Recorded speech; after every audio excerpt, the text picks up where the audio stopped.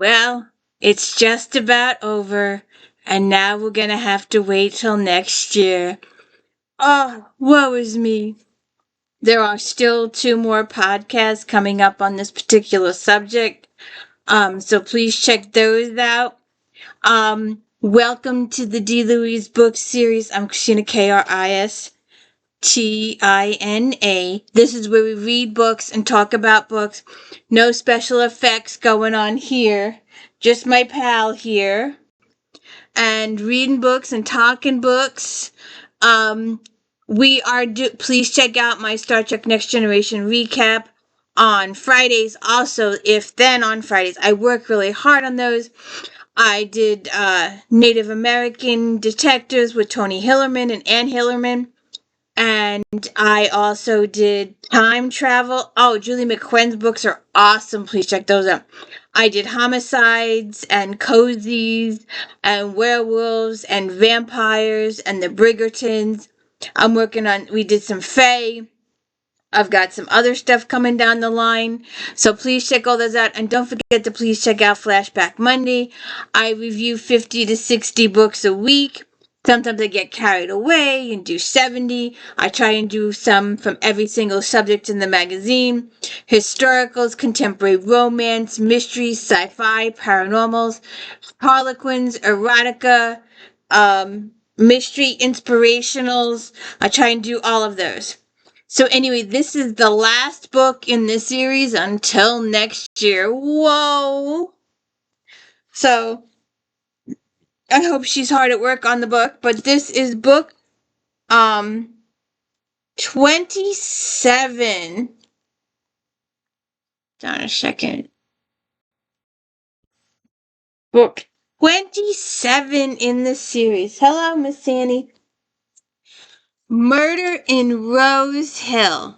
Also, please, we are doing the J.R. Ward Black Dagger Brotherhood series, and we are continuing with the James Patterson Alex Cross series. And we will be starting a new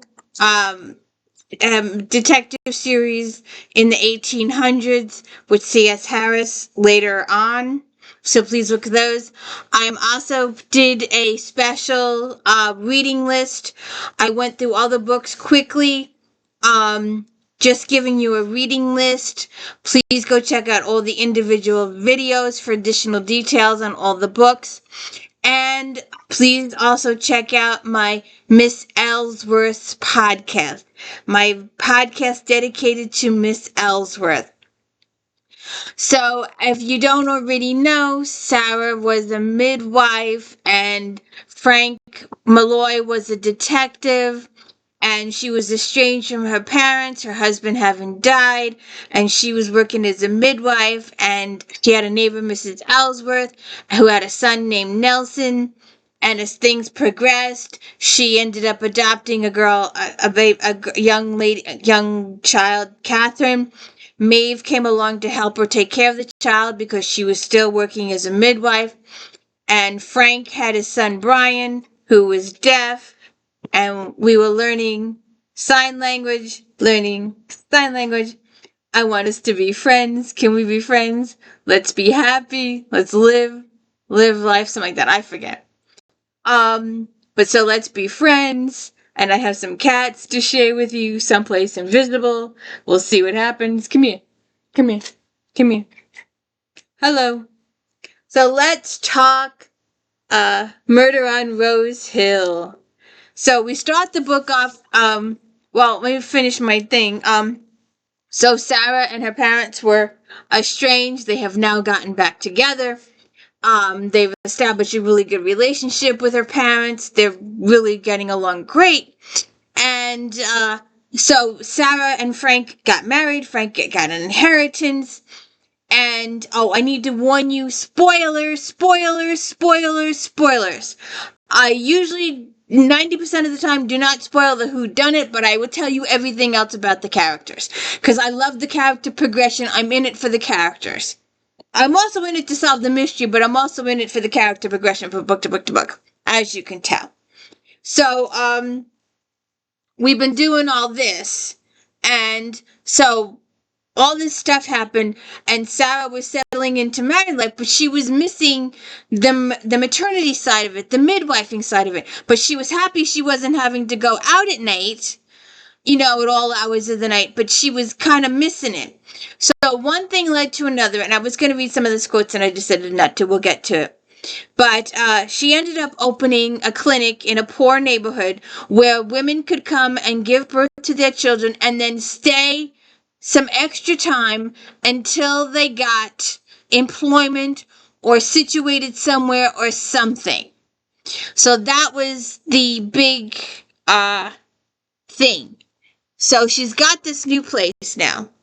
And she starts the book off. She's just finished delivering a baby, and the mother is not sure if she wants to keep the baby or not, but Sarah says give it some time. She also hopes to herself that the woman will change her mind and keep the child.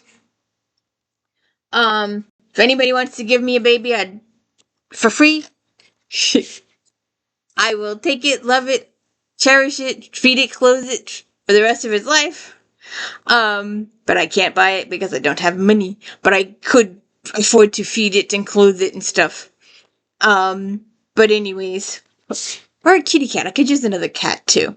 I'm gonna do one of those soon. But anyways, let's get back to this.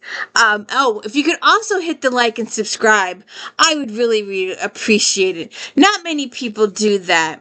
And I'm doing a little better than I was. I would like to hit 1,000 by Christmas. I had that wish last year, and as you can see, I didn't even get remotely close to it. So we'll see what happens. Maybe for this year, you guys could help spread the word, tell them about my if-thens and my Star Trek recaps and all my other videos that I've been doing. So anyway, while Sarah is at her clinic, she starts the book off at the clinic, and she's helping that lady deliver, like I said, delivering the birth. They hear that, this lady comes, Louisa Roger comes to the clinic and says she's from New Century magazine and comes to talk to Sarah about an article she's writing of the effects of patent medicines. Now, this is probably before the FDA gets involved in that kind of situation, and that was established. And apparently most of the medications have alcohol in them. And that's why people feel better, because they had the alcohol, of course, or morphine or laudanum, and then they become addicted to it, and they just buy more and more and more of the stuff. And Louise is trying to write an article about, the effects of the alcohol and what's in this stuff. And she tells Sarah that she's writing this article, and Sarah says, well, she can come in and talk to the woman here. She's okay with it. She talks to the woman, she was a midwife, and she does have she doesn't really prescribe those medicines, and she has a nice little talk with that young lady. Later on, they hear that President McKinley has been shot. I wanted to go check, and I forgot. My Rosemary Stimson books, I believe. The Prudence... The young lady that's dating the lawyer, she works in the attorney's office and they do investigations. The dead leave behind, maybe that was the first one. Have to check those out. But I believe the president was shot in their book too. They were covering it. So, and we get some more. I was going to show you, but I forgot also. I have been to Sagamore Hill, and my fondest memories of the child's room. They had the child's room well set up. You'll have to check that out online. But Sagamore Hill is in Oyster Bay, Long Island. We did school trips there. I can't tell you how many times. The place is humongous, huge, and the horns, the tusks of the bull. I don't think it's elephant tusks. But I don't think it's elephant. The huge Mastrodamus tusks, because Roosevelt was a hunter. But we digress. But, later on that evening, Sarah is telling the family what this woman said.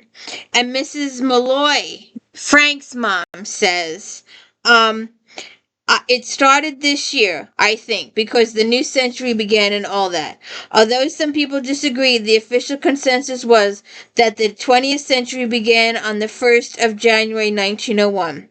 Have you read it? Sarah asked.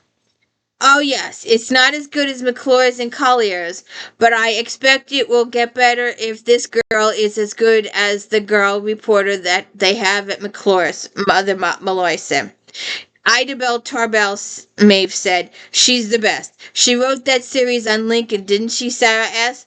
Maeve just gave a blank look, making Sarah realize she would have been too young to care about such things when those articles had come out a few years ago. Mother Malloy had been reading magazines for years, though. She's a pistol, all right, Mother Malloy said. Is this girl you met today anything like her? I don't know, but she's certainly writing an interesting topic, patent medicines. And they go on a little bit, and then she says, why do they call them patent medicines? I remember when Francis was a babe, Mother Malloy said. We had a neighbor whose baby had colic, cried and cried. His ma started getting him soothing syrup. All the neighbors were glad, but then the poor baby became addicted because it had alcohol in it. You see, you gotta be careful with the meds. You have to be careful.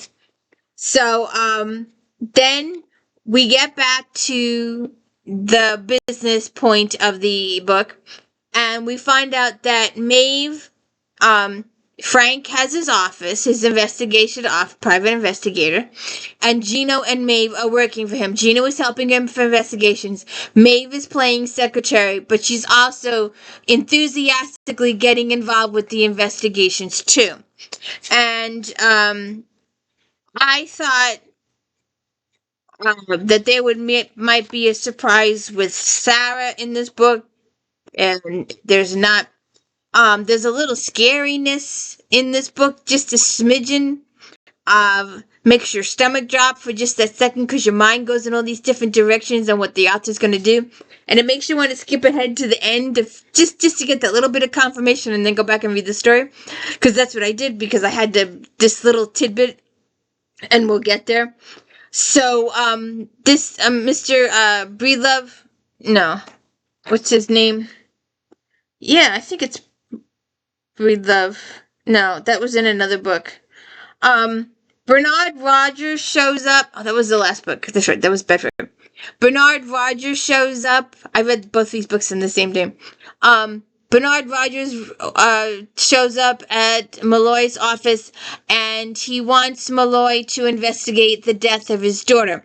His daughter was strangled at her place of work, and the cops have decided it was a random burglar, and they are not going to investigate it. He even offered them a reward, as Malloy has pointed out in previous books, that if you offer them a couple dollars in this instance, in this time period, they would actually maybe look into it. But this particular officer wanted no part of it. He just said it was a random thing and let it be. So Frank goes to headquarters and talks to Gilbride. Now, usually we talk to O'Connor or somebody else like that, but we don't see him in this book. So, he goes to Gilbride, and Gilbride says he's not going to investigate it. He's not interested at all, and Frank can go ahead and do it. And, so Frank goes to talk to the magazine where the young lady was working, and it turns out she was not a reporter. She was a secretary, but she had dreams of being a reporter, and she figured if she got this story that it would launch her career. We later do find out that because she was going after the patent meds, and because they were one of the biggest and largest advertisers in her magazine, there was no way in God's green earth her magazine was going to publish a offending article, a negative article on their biggest publisher. They just weren't going to do it. Maybe another magazine would have done it, or maybe a newspaper would have done it, but when your biggest advertiser, you're not going to say something negatively, especially in this time period. So before she even knew it, the article was squashed, but she was still pursuing it. So Frank goes and talks to the magazine editor, and he said, yeah, we told her no because of XYZ, like I just said. And the girl got angry and pissed and quit and just stormed out. And, Frank was like, oh, well, maybe this guy has a motive, but he plainly said he fully expected her to come back the next day and request her job back, and he was 100% willing to give her job back because he just felt that she just left in the huff of it and really didn't mean what she said. But apparently she came back later that night to pack up her belongings, and that's when she was strangled. And they start investigating. This gentleman comes and says, well, he's her. Wait, let's back up here. So Maeve does some investigating. She investigates the boarding house where Louisa was staying. She was estranged from her family. Her mother didn't approve of the fact that her father sent her to college. She got a college education. Her mother thought that the woman's place was in the house, taking care of her husband and providing children, and that was it. That was her mother's solo point of view.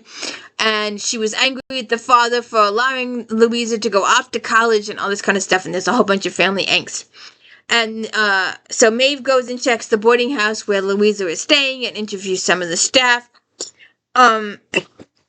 Gino goes trying to question the security guard of the building, and it turns out that at night he sleeps in the janitorial closet, and he didn't see anything. Now, this is the little spoiler alert, Mrs. Ellsworth incident that I will bring up again in my Ellsworth podcast. Yes, ma'am. So Mrs. Ellsworth comes over, and she's upset. She goes, is something wrong? Is it the baby? Sarah asked anxiously. Mrs. Ellsworth's daughter-in-law had delivered twins about 6 months ago. She hadn't seen much of her neighbor lately. No, the babies are fine. Everyone is fine except... Oh, Mrs. Malloy, we had a bird in the house. A bird? This was not unheard of course. When the weather was warm and the fireplace not in use, occasionally a bird would fall down the chimney. Yes, a swallow, she said ominously. Sarah bit her lip to keep from smiling. Mrs. Ellsworth was notoriously superstitious, and suspected this would turn out to be an omen of some kind. I'm sure that caused quite an uproar. Oh yes, it was flying all over the parlor, crashing into the mirror. We have over this sideboard and bumping into the windows. Nelson had already left for work, so Thea and I had to deal with it ourselves. We opened the front door and all the windows, and then we chased it around with brooms. The babies were crying. The poor bird kept trying to escape, but kept slamming into things. Did you get it out, or did you come for looking for reinforcements? Mrs. Ellsworth sighed. We finally managed to get it fly out the door, but by then it was too late, of course. Too late for what? Mrs. Ellsworth looked at Sarah in amazement. The damage was already done, you see. A swallow in your house means someone is going to die. Ooh. Ooh. From her expression, Mrs. Ellsworth must believe that someone would be a member of the family, all of whom were precious to her. But not necessarily someone in that house, I'm sure. Everyone in your family is healthy. She says death can strike at any time. And they go on with the conversation from there. So that was a little eerie. That was a little ooh. So I had to go check the end of the book to make sure my peeps were okay. And there is a slightly disturbing incident at the end of the book. And someone does pass, but it's not a main cast member. So, woof, woof, woof, woof. Relief.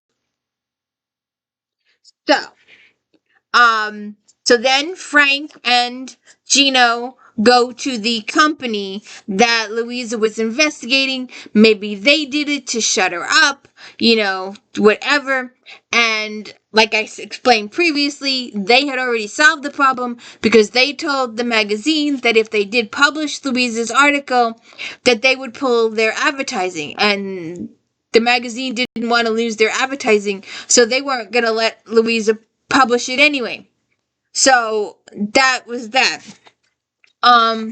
So then we have Clyde Hoffman introduces himself to Maeve, and I'm not really sure why he singled her out, but maybe it was because she got the secretarial position. She went undercover at the magazine to see what was going on there.